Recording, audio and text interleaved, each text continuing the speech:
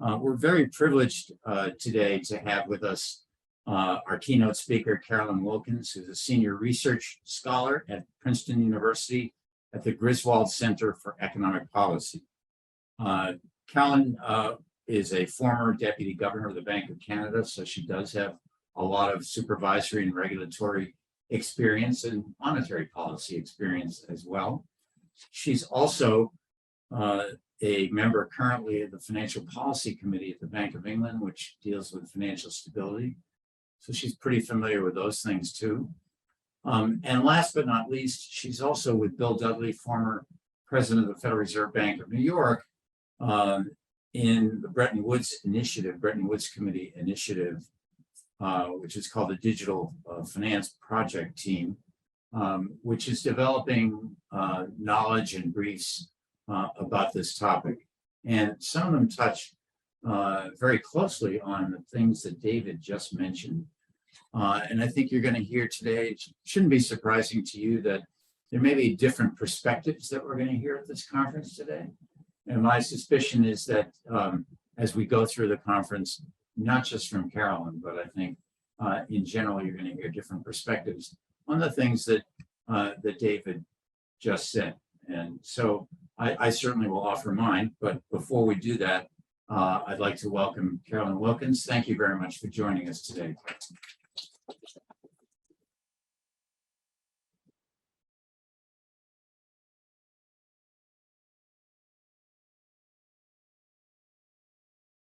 Oh, thank you very much, Dick, for that kind introduction. And it's really a pleasure to be here at this conference.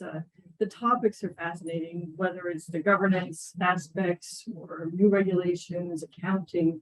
Can't believe I'm saying accounting, I'm an economist, but accounting and law. I mean, and how they intersect with digital assets. It's certainly topical, as we just saw from the earlier presentation.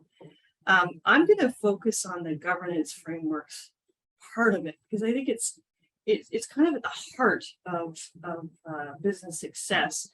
And we all know that every business has a business plan, and how well that business plan is formulated, how well it's executed, how you respond to bumps in the road is really critical to success. But at the same time, it's really that core governance that is the most important in my mind, because it's what sets you up, in fact, for success, because it establishes rules of engagement that will work in good times and in bad times. And I know that the people in this room, the people who are watching virtually, are going to know that there's been more than one business failure where bad governance and governance failures were at the heart of the problem.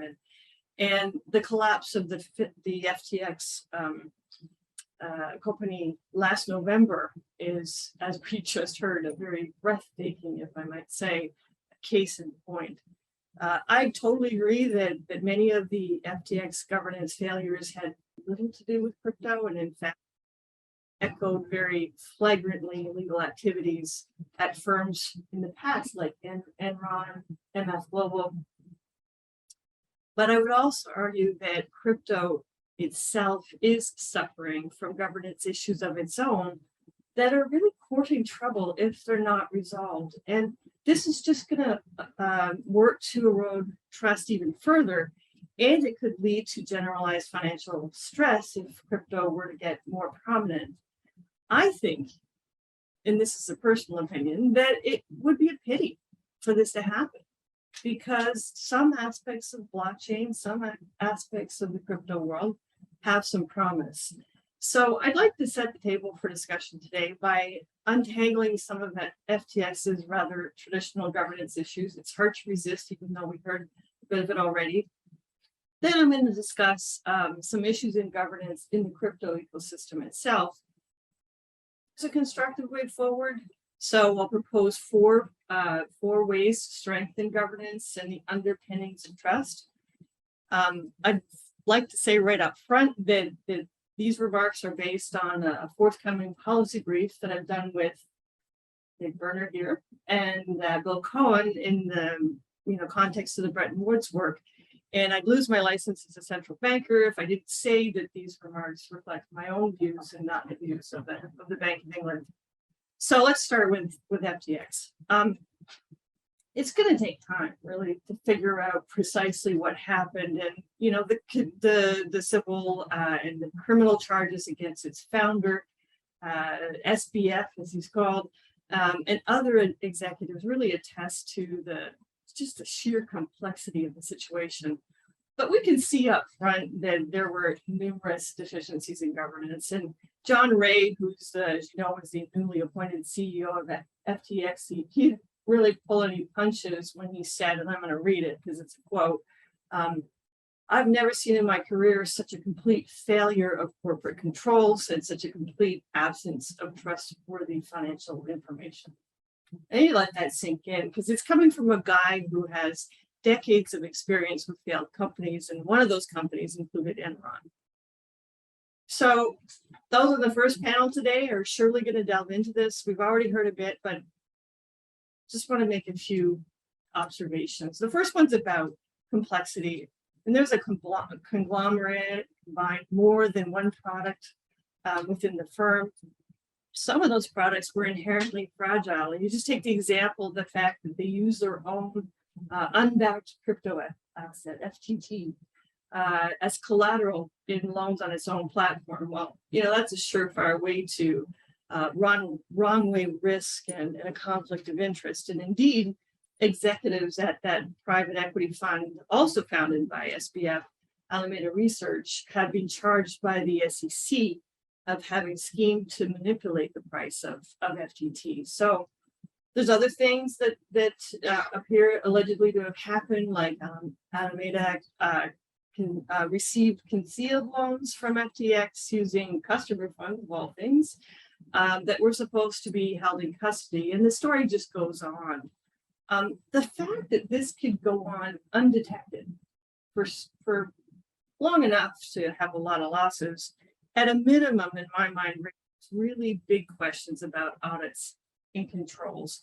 And the accounting firm, one of them actually, Armanino, is now facing a lawsuit by FTX customers. And kind of reminds me of Arthur Andersen in the case of Enron in terms of due diligence and really their success in untangling how wealth was actually created over such a short period of time.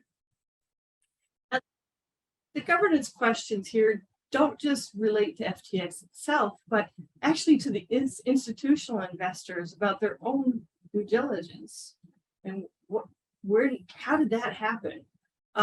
We've got Ontario Teachers Plan, Fidelity, others who have a lot of experience investing who were caught, and the fallout from this. We saw the list of companies that have sort of toppled afterward throughout the crypto ecosystem. Just sees how not systemic from a financial stability point of view, but this trust and actually the financial spillovers can be important.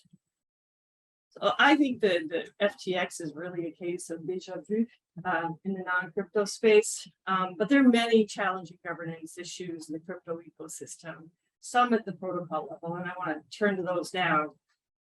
Before I do that, though, I want to say first, and I think this is important to keep in mind, developers of the distributed ledger technologies and smart contracts are by design, they're intentionally avoiding formal centralized control. This approach actually allows for a greater degree of decentralized decision-making. That's a core part of governance decision-making. And along with it, there's the potential to have better safeguards and greater transparency. It also means that governance itself can spur growth by framing decision-making as a game in which participants have something at stake. And I think these are potential advantages that one could work with. But there's a common myth about the crypto ecosystem, and that's that it's trustless. And I think by that people mean, well, it's well governed in a decentralized manner using these new technologies and business models. But even in a permissionless blockchain like Bitcoin, the governance is far from being completely decentralized. There's one study that found that fewer than 50 miners control half of the mining capacity for Bitcoin. Not a surprising outcome when proof of work systems have the incentives to pool computing power, so you can get paid to validate transactions. Of course, we could talk later about how this allows for abuse and market manipulation, something that's called maximum extractable value. So what about proof of stake systems? Well, they also suffer from concentration issues because voting rights are not widely held. So another study found that the top 10 validators of the 10 largest proof of stakes platforms held between 23 and 88% of the stakes. Sounds pretty concentrated to me. If you take the top 50, it gets like something like 45 to 100% hold the voting rights. So, but the voting rights can also be obtained on-chain through governance attacks. And we saw last spring an attacker using a flash loan to obtain a majority of governance tokens in Beanstalk, and they made away with millions. There's some protocols that use fail-safes against this kind of governance attack, like Compound. It has a mandatory waiting period before enacting a vote result. Some have also suggested things like quadratic voting or making tokens non-transferable or soul-bound tokens. Kind of has a dystopian ring to it in my mind, but so be it. Now, I think that decentralization could be consistent with sound governance in some cases if it's properly designed. Or combined with some degree of decentralization. And you just take the case of the transformational protocol upgrade, the merge, okay, which is Ethereum's project to move from a proof of work to proof of stake. Sound governance, I think, was part of that project's success, but it wasn't completely distributed, that governance. And in fact, some parts of the project were pretty centralized. They had a project team that was coordinated by the Ethereum Foundation. They oversaw that. They oversaw the core development team. There were multiple tests, trial runs over a number of years. And normally any Ethereum, you would be able to propose an amendment, anyone, to the Ethereum protocol, then would be refined by core development team in a public forum. But this is just much too slow a process for a complex project. And so that just sets practical limits on the desirable degree of decentralization. Now, there are two other factors that I think limit decentralization. And the first is asymmetric information, or at least asymmetric understanding of that information. It makes sense that crypto systems typically rely on expert coders. They just have more expertise than the layperson to engage in the protocol upgrades on off-chain governance forums. So some have offered this quadratic voting to kind of change up that. But the fact is that most people have little idea how the protocol works. I mean, if you have are involved in any of these activities and you could vote, do you really understand enough and all the weeds about what's going on? Probably not. But arguably, I'm not sure you should care, as long as the outcomes are consistent with your interests and what's on the label, and that builds trust. Now, the second, I think, limit to distributed decision-making is just uncertainty. There can't be a set of protocols or smart contracts for every situation. We've seen that. That's why default protocol teams actually retain emergency protocols or powers to unilaterally step in when they see fit. At least some of them do. So Polkadot currently allows for emergency referenda, and that can be assigned by like a technical committee. But robust fail-safes aren't always in place, and this can cause some trouble or at least some scrambling at the last minute. We saw Solana making plans last June to use emergency powers to gain control of the platform's largest account. They did that to avoid a crisis that would have made the protocol unviable. Makes sense, at least to them it did. But the community reacted really badly to this, and the use of the emergency powers was overturned. And And so clearly this type of ad hoc centralization undermines trust, especially when emergency powers aren't established in advance. So what can we do about all this? Well, I think at a minimum, the principles for good governance that exist in finance have to be applied here too. We've seen so many thefts, frauds, and scams over the last number of years, and I think that we're just at that point to do something. So I'm going to propose 4 actions that I think will help improve governance in this area and also help improve public trust in the space. And the first is developing and adopting shared codes of conduct and best practices for coders, money service businesses and exchanges and others. And that idea was, I think, floated in the first presentation we saw. I agree that the crypto industry should take the lead here, but maybe for different reasons than we heard earlier. Not because, well, that's the only thing they'll put up with, but really because it's going to help that industry build a collective risk culture, a shared group of rules of the road in a way that regulation or telling them what to do will never achieve. They'll come up with it themselves. And I think there are really good examples to follow in traditional finance.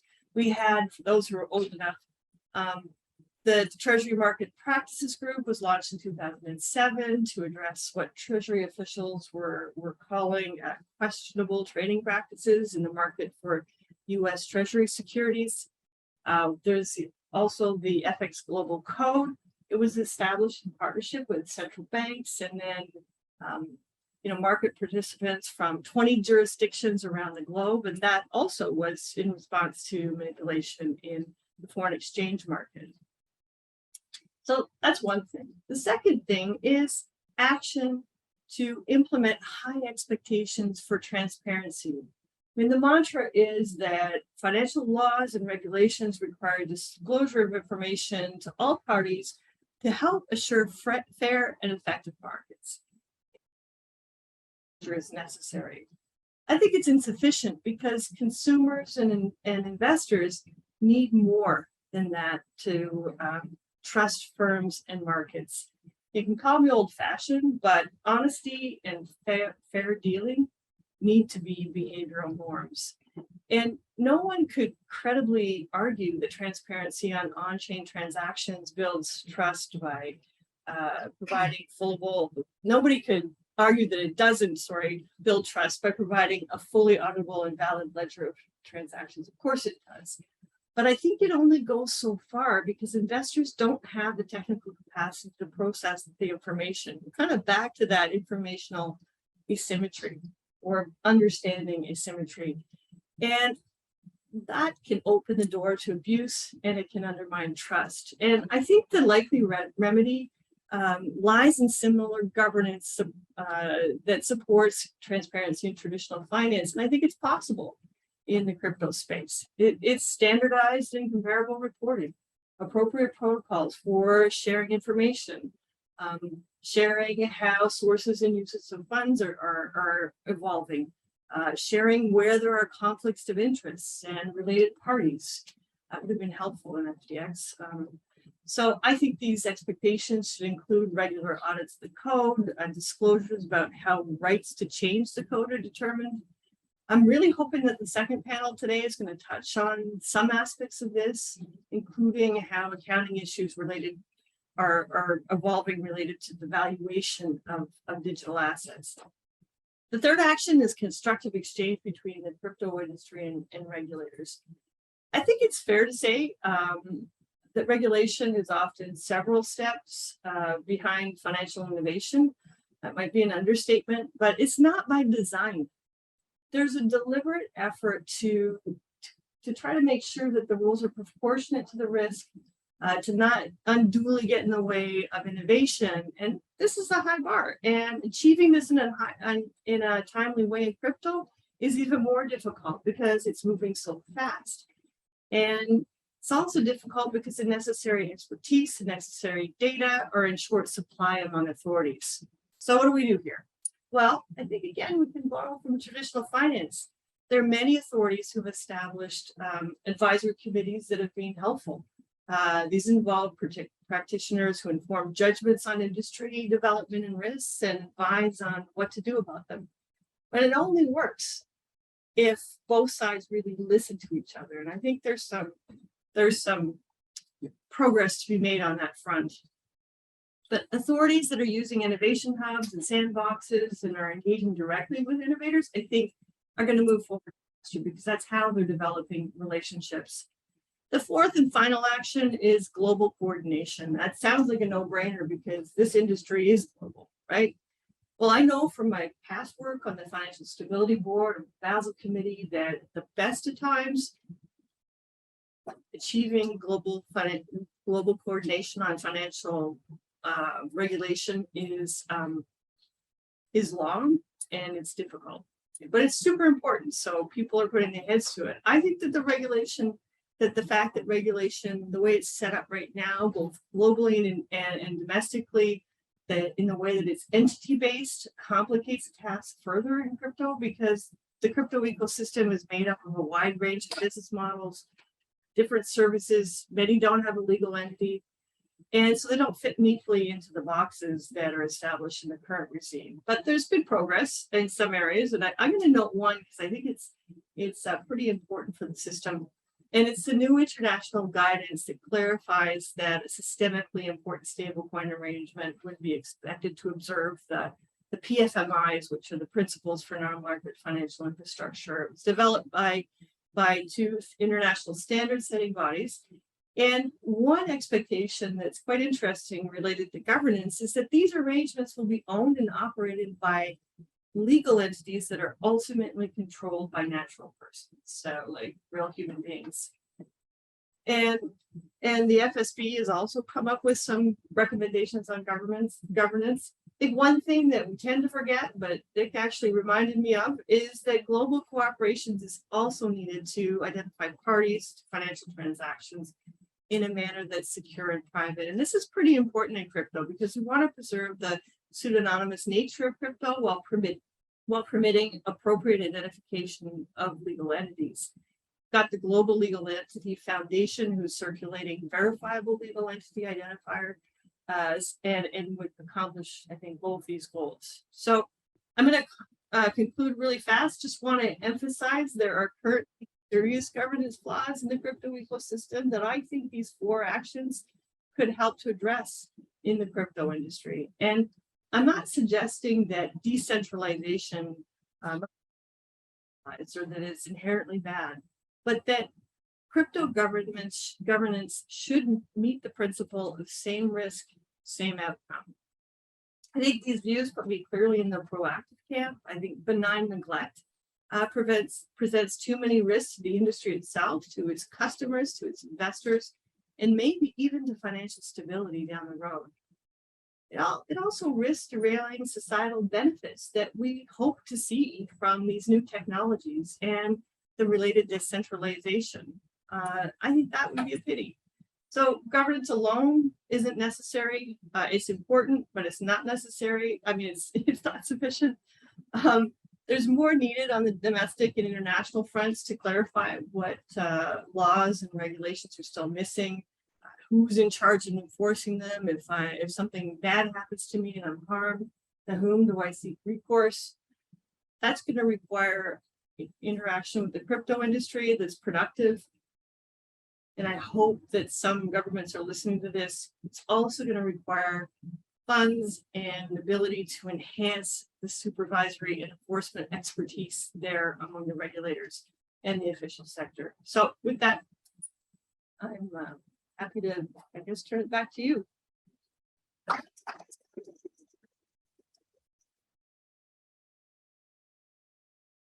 Thanks very much. And I think we have time for a couple of questions before starting our next panel. So where's the first question? Yes. Is there a mic circulating around? I probably don't need it. Can the computer hear me well? Yeah. So Ricardo Percy with the this was great. Thank you. So on the note of one of your solutions, I know you mentioned, global participation. And as we're in this climate where there's a lot of best among different nation states, there's I can see a lot of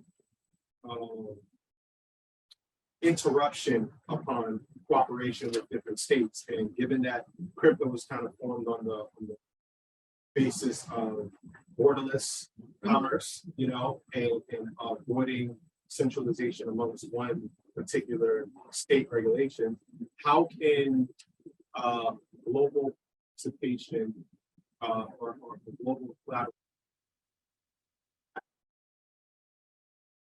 different nation states with different views, and you know, at the end of the day, somebody wants to eat more, you know what I mean, and benefit so on. So you just touched on the reason I said it was one of the reasons why it's difficult. I mean, how to do the right thing is difficult to start with, and then when people have different interpretations of what the right thing is, it makes it even harder.